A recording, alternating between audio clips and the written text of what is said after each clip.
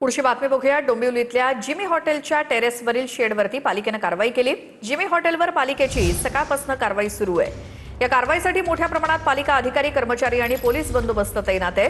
ही shade उभारण्यासाठी 4 महिन्यांपूर्वी पालिकेकडे अर्ज केला होता, असा दावा हॉटेल व्यवस्थापनाने केलाय। तर कारवाई पूर्ण झाल्यावरती बोलू, अशी भूमिका प्रभाग अधिकारी प्रसाद ठाकूर यांनी घेतली आहे।